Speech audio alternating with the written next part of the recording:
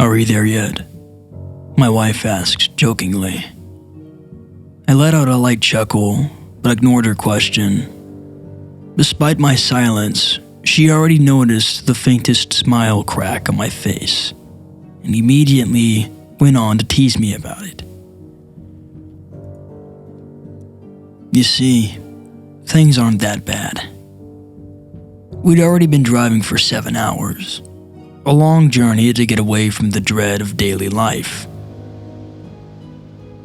Hotel Skjærsilden was our destination, an idyllic place miles away from civilization. It was hidden in the mountains, surrounded by nothing but nature. How do you even pronounce the name? Alice asked. No idea. I think it's Scandinavian or something. Don't know what it means though.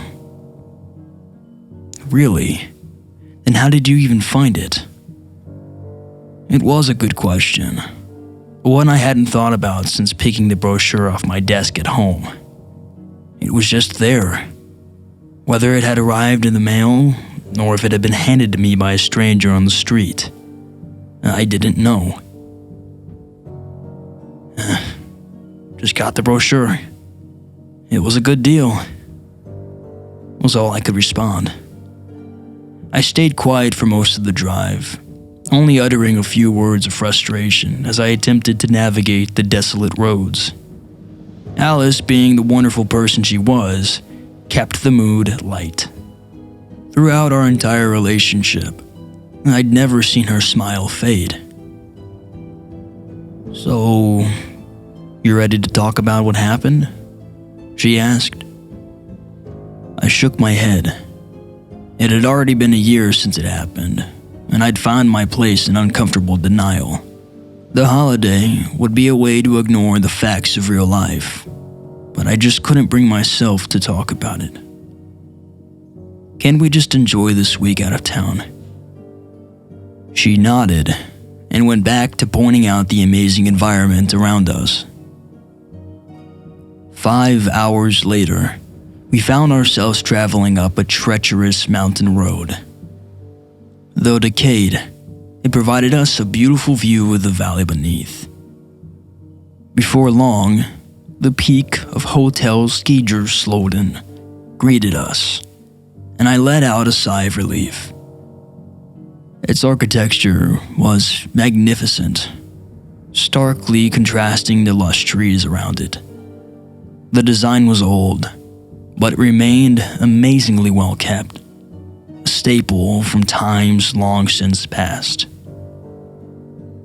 Does the place at least match the pictures from the mysterious brochure?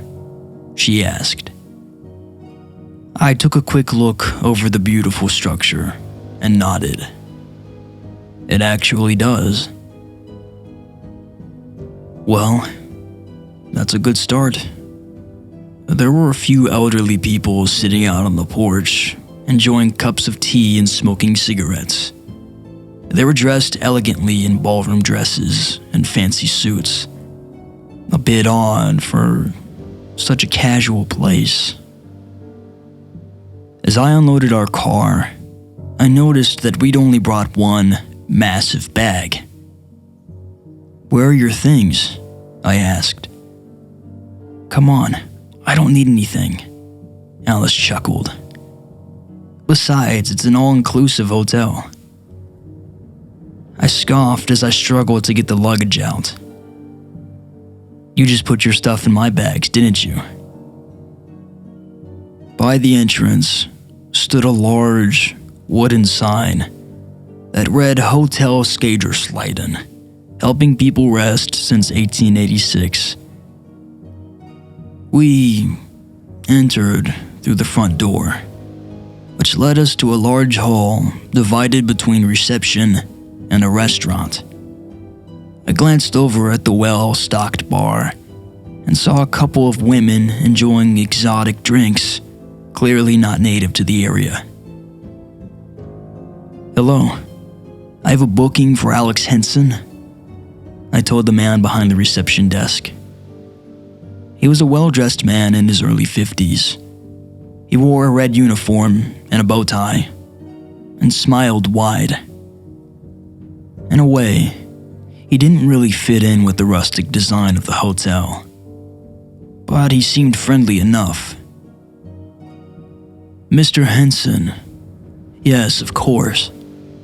My name is Alzar Winchester. Welcome to Hotel Skjærsilden," he said as he pointed to a set of chairs. "Let me show you to your room. We've suited you with a beautiful view of the mountain range." As we walked, we passed a few tired-looking guests, just hanging aimlessly around in the hallways. They looked out of place, wearing clothes better fit for the last century. Most of them were elderly, but there were a few peculiar-looking young characters as well. One looked like he'd been taken out of Woodstock, and another could have been on the set of a 50s gangster movie. "Mind if I ask you a question?" "Of course, Mr. Henson. I'm here to help." "What's up with the costumed people?" "Ah, don't worry about that. Some of our guests have been here for a while. At this point, we consider them more family than visitors." "Excuse me." "They're quite harmless, I assure you." Without really answering my question, he guided us into our room. It was larger than expected and beautifully decorated, full on with a piece of chocolate laid out on our pillows. All things considered, it looked like the beginning of a perfect getaway. I quickly freshened myself up, using the hotel-provided accessories, and got ready for dinner. "Aren't you gonna unpack?" Alice asked as I headed for the door.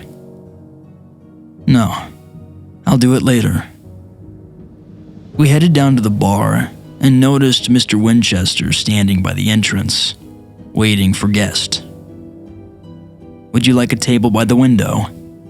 he asked with a smile. We nodded, and he led us to the table with the clear view of the magnificent forest. "How about a drink?" he asked. Alice looked over at me, and I knew exactly what she wanted to order. "Maybe this is too presumptuous, but if you could get us a couple of caipirinhas," Alice asked. "Absolutely. They'll be right up." My wife looked at me in amazement. Wow, I wouldn't have expected them to actually know what it is. It was our private, favorite drink, a tradition we formed during our honeymoon in Brazil. Within a couple of minutes, they had been served, looking remarkably similar to the ones we'd been introduced to near Fernando de Noronha. Even the glasses themselves matched our memory to a T. We clinked glasses and reminisced about simpler times. Just the taste was enough to put us back in time. It's perfect. I haven't had one of these since... I trailed off.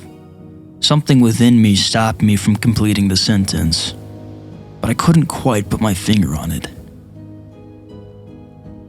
"Hey, look at that guy," Alice said as she bobbed her head in the direction of a middle-aged man dressed in a cheap suit. He looked stressed, frantically sucking on a cigarette as he went through a pile of papers. The fumes from his smoking filled the restaurant and quickly got on my nerves. "Hey, could you not smoke inside?" I asked as politely as possible, trying to mask my annoyance behind a friendly smile. "Why? Is it bothering you?" "Well, it's not exactly polite to smoke inside." "It isn't? Since when?" he asked as he quickly put it out. "I'm sorry. I didn't mean to bother you." He went back to reading his files, and we continued our dinner.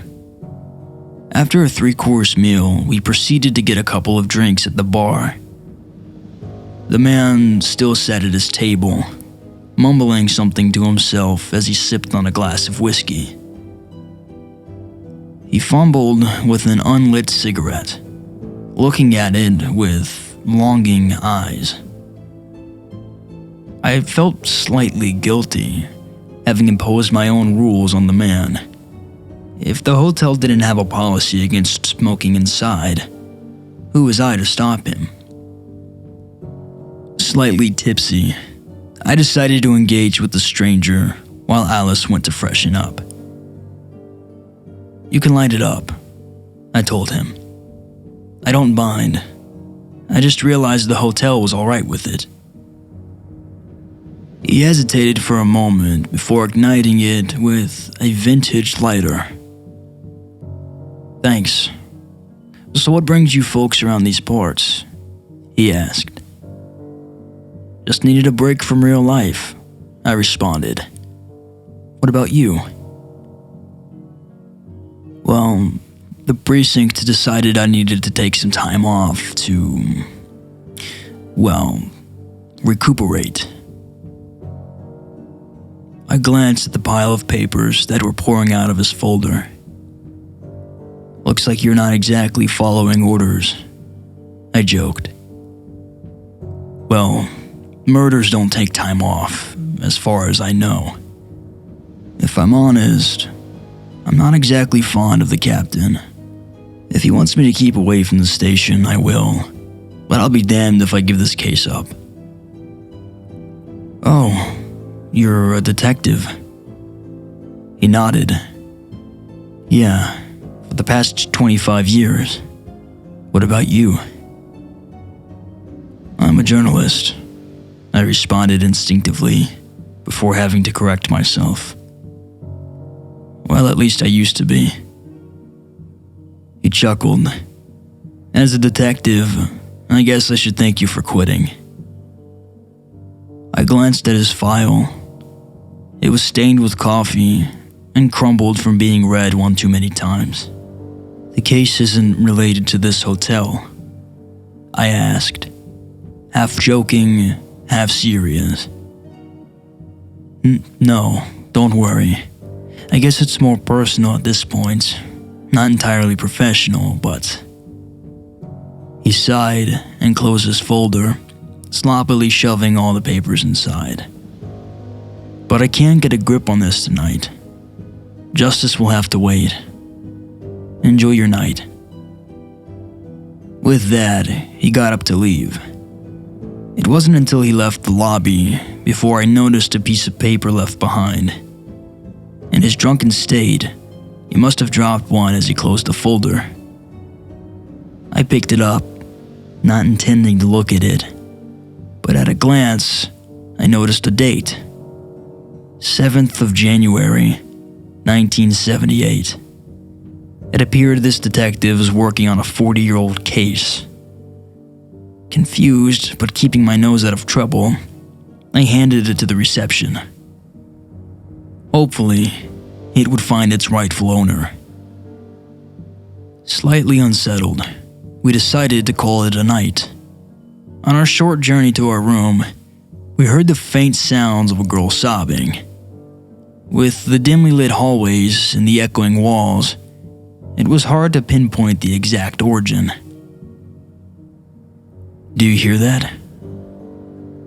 Is someone crying?" "Yeah, we should check it out." Alice had a big heart, sometimes too kind for her own well-being, but her willingness to help anyone in times of need was part of why I loved her. We traversed the long hallways and eventually found a young woman sitting in a chair by the window.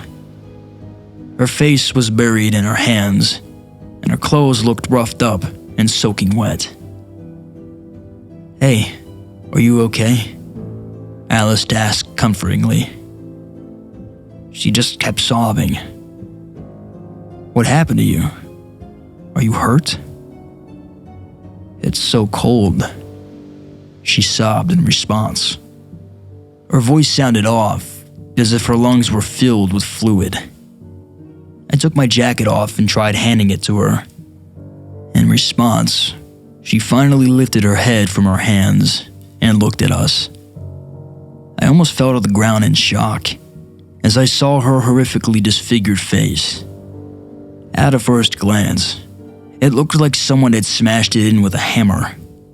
Her eye socket had caved in, and her nose was broken beyond recognition. "Please, it's so cold." Despite her wounds, she didn't bleed. She just sat there and cried, barely able to breathe through her crushed chest. "Oh my God," I shouted loudly in shock, an immediate sense of fear shooting through my body. Before we could properly react, Mr. Winchester came rushing down the hall with a couple of bellboys. "Mr. Winchester, we have to call an ambulance," I said. "Oh, that won't be necessary," he said matter-of-factly. He ordered the bellboys to carry the injured girl away and turn his attention towards us. "Why don't you come with me?" With that, he escorted us to his office. As we sat down, he poured us a drink. His smile had vanished, and he looked almost embarrassed at the whole situation. "I'm so terribly sorry you had to see that. We weren't expecting such a gruesome arrival tonight." "What do you mean expecting? What happened to her?" "Well, we don't know yet, Mr. Henson. But I can assure you, we're going to get her the help she needs and figure out how she came to be in such a state." He seemed genuinely apologetic and concerned about the girl. Though unsettled, we couldn't exactly drive down the mountainous road in the middle of the night. Our best bet would be to wait it out and maybe ask the detective for help when the morning came. Despite the horrors we witnessed that evening, sleep came surprisingly easy. A silent, dreamless slumber, only interrupted by singing birds in the early morning. By then, my wife had already woken up and locked herself in the bathroom. She sang songs in the shower, trying her best to mimic lyrics she did not know. It wasn't particularly beautiful, but I loved it nonetheless. While she got ready, I decided to take a stroll down to the lobby. I wanted to figure out what happened to the girl. Mr. Winchester stood behind the desk, smiling politely as always. "Good morning, Mr. Henson." "Morning. About last night. You find out anything about the girl?" He nodded, still smiling. "Oh yes, she's fine. A bit shook up, naturally, but she's being dealt with." Before I got the chance to ask any more questions, I noticed the detective sitting down for breakfast. Thinking he could help, I decided to tell him about the situation. At the very least, he might be able to give me some insight. He waved as he noticed me and gestured for me to sit down. "Thanks for handing in the paper yesterday. Whiskey and work ain't a good mix. The name's Harold Finch," he said as he reached out to shake my hand. Really, the guys in the precinct would have had my balls in the twist if they found out. He was still holding on to the same folder from last night. On a piece of paper that stuck out, I noticed another date from 1978. Curiosity got the better of me, and I had to ask. "Sorry, but I noticed the date on the paper." "The date?" he asked, seemingly confused. "Yeah, the case is quite old. Mind me asking why it's so personal?" "Old? I mean, it's been in the works for a year by now, but it's by no means over." "But it's from 1978, and that's only a few months ago. What's the big deal?" Speechless, I just stared at the clearly deluded man. I wanted to keep asking more, but my train of thought was quickly interrupted by Alice entering the restaurant. "There you are. Ready for breakfast?" she asked. I left the detective alone, and I told Alice what I found out. The weird guests, accompanied by the girl we found last night, had put us in an uncomfortable atmosphere. After a long discussion, we decided our best bet would be to cut the vacation short. While Alice wasn't exactly thrilled about the decision, she reluctantly agreed after I put all the cards on the table. Whatever was going on at Hotel Skjærsilden, it had to be dangerous. Without notifying the reception, we packed our bags and prepared to leave. On our way out of the door, I glanced over at the same elderly ladies from when we arrived, still sipping tea. One of them was bleeding profusely from her eyes, nose, and ears, while another had turned pale as a sheet. Yet they kept laughing and drinking as if nothing had happened. I blinked and they returned back to normal. Did you see that?" I asked Alice. "See what?" Fearing I was about to lose my sanity, I didn't push it any further. Instead, I just threw my luggage into the car and tried to start it up. Nothing. The engine simply refused to run. Confused, I popped open the hood of the car, only to realize that the insides had been completely ravaged beyond repair. It wasn't a simple cut, but absolute annihilation, as if someone without the faintest knowledge about cars had smashed it with a hammer. Nevertheless, they'd done the job, and we were stuck. Thinking someone at the hotel was the culprit, I decided to call the police.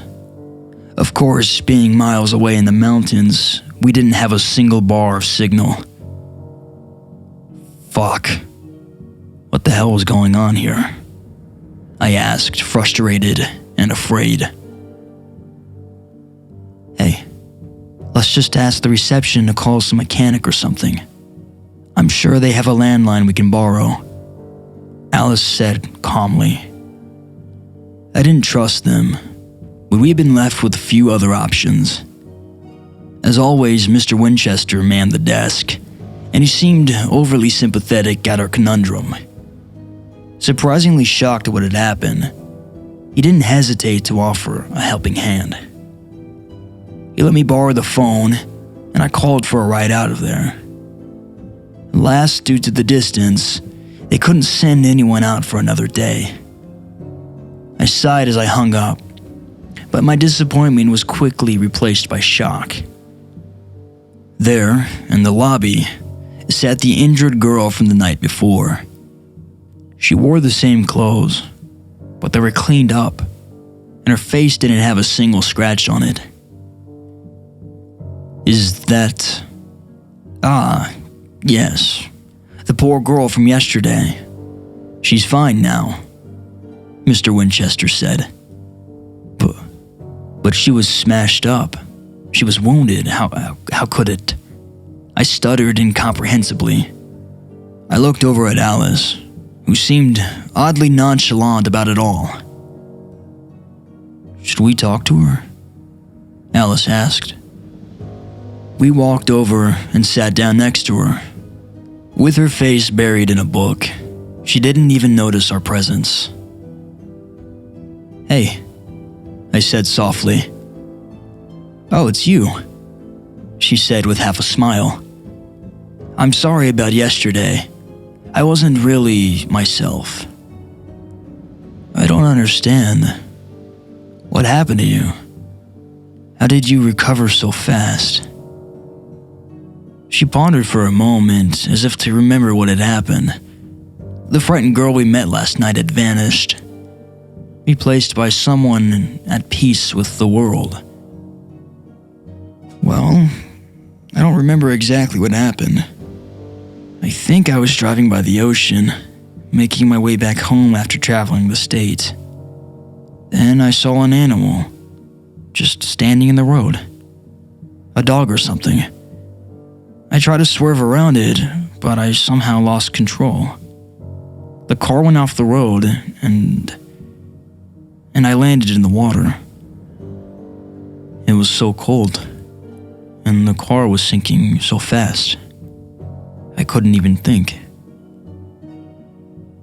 How did you get out? I asked. She thought about the question, trying her best to figure out an appropriate answer. I guess I didn't. But if you didn't make it out, how are you here? Because Before she could even finish her sentence, we were interrupted by Mr. Winchester. Mr. Henson, may I have a word with you? He asked, as polite as ever. He pulled me to the side and gave me a stern look. Don't you think she's been through enough in the past 24 hours? Let's give the poor girl some space, so she can come to terms with her fate. What do you mean? Come to terms with what? You mean you haven't figured it out yet? Look around you, Mr. Henson. Tell me what you see. With these words, I felt as if a thin veil had been lifted from my eyes. I looked over at the girl, and her injuries were back. Despite her smashed-in face, her broken ribs and arm, she sat calmly and read a book.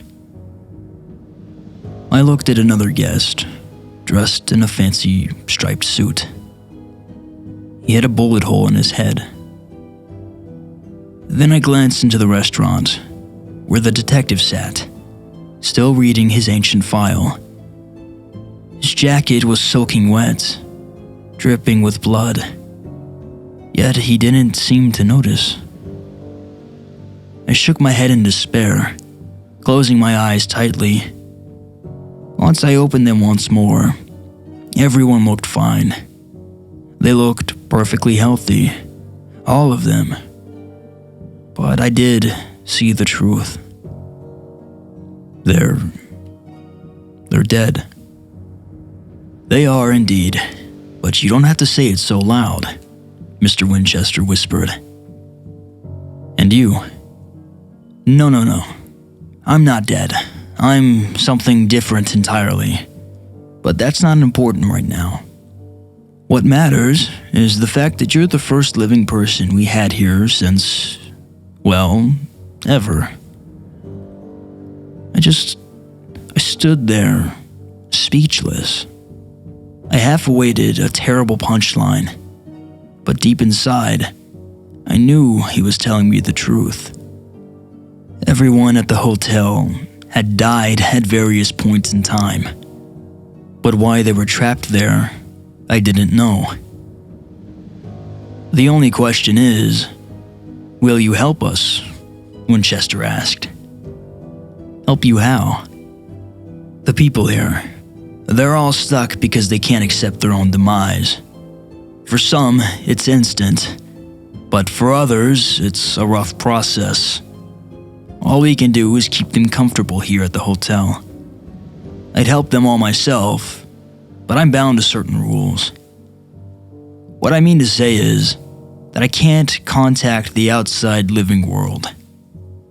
You, however, are an anomaly. 1,000 thoughts ran through my head. Of course I wanted to help, but a part of me still struggled to believe or comprehend the situation that was unfolding around me.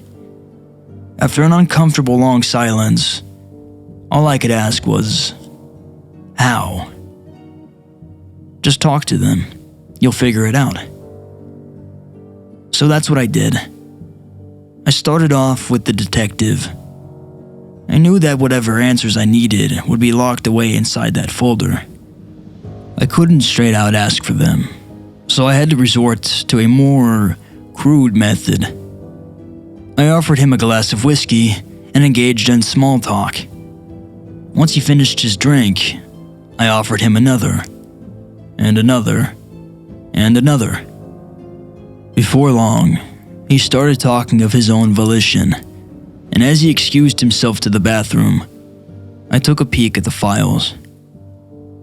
He was chasing down leads to capture a serial killer by the name of Lawrence Harrison.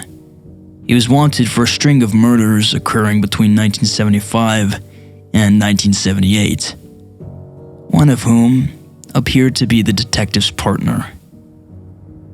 Using the landline, I called back home to request any news articles about the case to be sent my way. It was an easy enough task with the connections I still had left over from my old job. Mr. Winchester, how come I can't use my mobile phone? Rules, Mr. Henson. You're in a different world now. The landline is the only exception. That's how we managed to procure you for this mission. Procure me. Not just anyone can stumble upon this place. We have a few operatives out there in the real world, always working in subtle ways.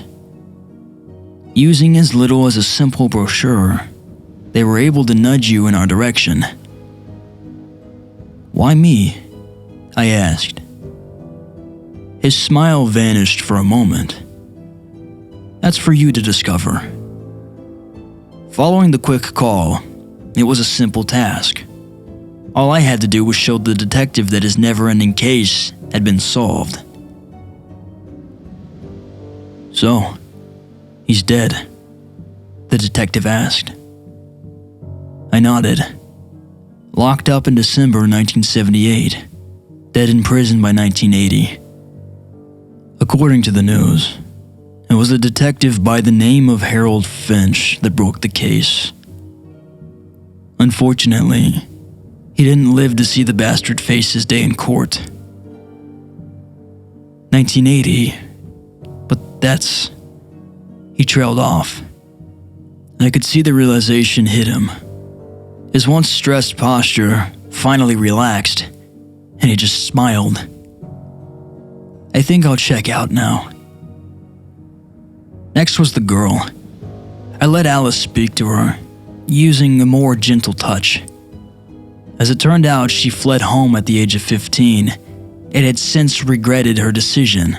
She was on her way to see her parents for the first time in 5 years when a car went off the road. Though the head injury didn't kill her, she was too disoriented and hurt to get out. She drowned in the car with no one there to save her. All she wanted us to do was to send a message. I should have never left home, she said. We all have to make our decisions, but your parents don't blame you for what happened. They love you, and they always will, Alice said. They talked for a while. Once done, the girl agreed to check out of the hotel and move on. There were still plenty of guests to go around. Alice and I made a great team, but to best aid their passing, we needed to ask Mr. Winchester for help. Do you have any advice on how to proceed? I guess you know the guests better than us, I asked. He nodded. My advice is simply that you accept the truth, Mr. Henson. What? He just looked at me, a hint of pity in his eyes. It's time, Alex, he said. No, I can't. I trailed off. I knew he was right. It was an undeniable truth I'd been denying for the past year. I looked over at Alice, her figure emaciated beyond belief. Broken from the cancer that had killed her only a year ago. Please, I begged. I think you two should talk, Mr. Winchester said. We returned to our room, neither of us speaking a single word on the way. You've held on long enough. It's time to let me go, Alice said. I don't know what to do without you. We had a great few years together, but I don't want you to stop living because I'm gone. But you're not gone. It's been a year since. I trailed off. I just don't understand why you're still here. We didn't exactly have any unfinished business. She shrugged. Just because I'm dead, it doesn't make me an expert on the matter. But there's something anchoring me to you. Just like this place keeps its occupants happy while they search for answers. So you could just stay with me. She nodded her head. Why not? She smiled. Because I already had a great life with you. It was a simple truth I failed to accept. Despite our time together being unfairly short, it had been one filled with happiness. In a way, I guess this place needed me to help you accept what you truly are, she said. And what's that? You're special, Alex. I know you don't understand what that means yet, but in time you will. This is where you belong, helping these people move on to the next chapter of their journey. We'll see each other again, I asked. Once your time comes, yes, she responded with a smile. Hours passed, and we went over each and every experience we shared. I held her, and she kissed me. I'm sorry about the car. I just needed you to stay, she said. That was you? She nodded. Before long, we fell asleep in each other's arms, and that was it. I hadn't yet come to terms with her death, but I accepted it as a fact. When I awoke, she was gone. There was nothing unsaid, nor any love held back between us. She'd only lingered on to help me move on. All she'd left behind was a note. Help them see the light. The decision had already been made. With the loss of my soulmate, I'd been given a new purpose in life. The following morning, I got dressed and I entered the lobby. Mr. Winchester smiled as he saw me approach the reception desk, alone. He didn't have anything to say. I already knew what he would ask. He gave me one last chance to contact friends and family on the outside world who will be uploading the story on my behalf. Once it was done, he asked me one final question. Are you ready to get to work?